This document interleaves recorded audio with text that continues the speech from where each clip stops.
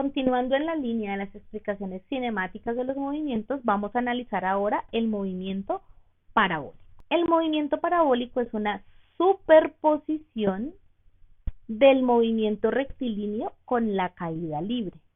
Es decir, los dos movimientos están sucediendo en simultáneo, al mismo tiempo. En el eje horizontal está sucediendo el movimiento rectilíneo uniforme y en el eje vertical está sucediendo la caída libre o el movimiento uniformemente acelerado. Lo que vemos aquí representado es una parábola.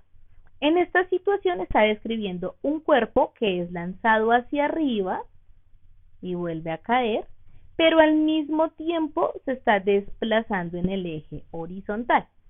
Por ejemplo, si usted va en un carro y está jugando a lanzar una pelota hacia arriba y hacia abajo, ¿no? Usted la lanza y la vuelve a coger con su mano. Para usted que está dentro del carro, simplemente está sucediendo un movimiento de caída libre, hacia arriba y hacia abajo. Pero ¿qué pasa para una persona que está viéndolo afuera?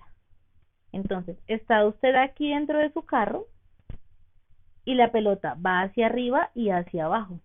Pero al mismo tiempo, ese carro se va desplazando.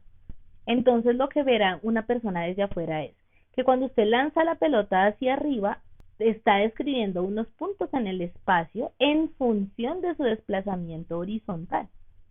Y cuando la pelota va cayendo, pues exactamente lo mismo va a pasar. Este movimiento es el que estamos describiendo aquí con esta gráfica. Aspectos importantes a considerar acá es que el movimiento parabólico es un movimiento simétrico. ¿Eso qué quiere decir? Y perdón, me devuelvo.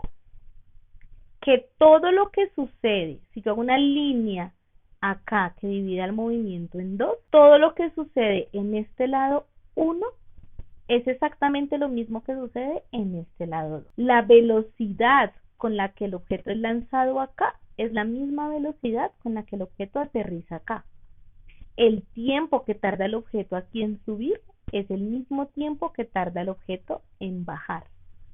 La distancia vertical que recorre en el primer momento es la misma distancia vertical que recorre en el segundo momento, así como sus distancias horizontales. Eso significa que sea simétrico. Y segundo aspecto importante a considerar es que como estamos en términos de una caída libre, pues tengo que seguir manteniendo esas condiciones ideales de la caída libre, que como ya lo vimos en la unidad anterior, es entender que no existe fricción de aire ni fricción de ningún tipo, es decir, el objeto está cayendo totalmente libre, sin ninguna fuerza, ni que lo empuje, ni que lo retrase, ni nada por el estilo, totalmente libre. Como esto es una superposición de movimientos, yo voy a considerar las ecuaciones que ya conozco, tanto la del movimiento rectilíneo, que fue el que vimos hace 2 unidades, como las de la caída libre, que fueron las que vimos la unidad pasada.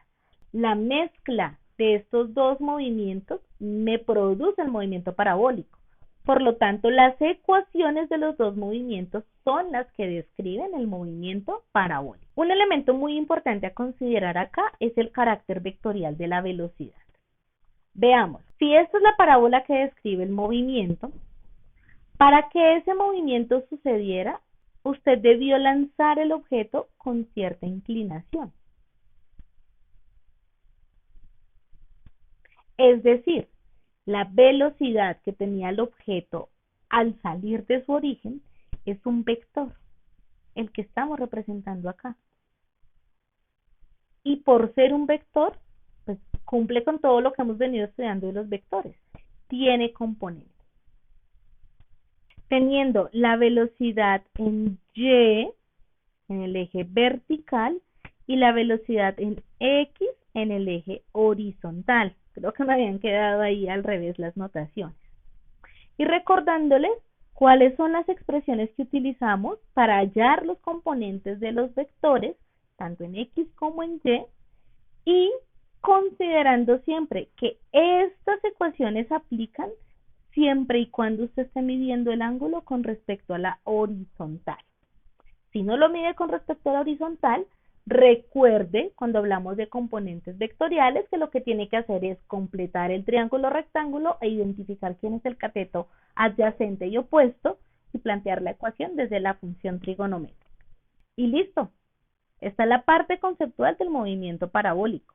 Ahora bien, los invito a que pasemos a la ejercitación para ver cómo poner en práctica los conceptos que acabamos de aprender.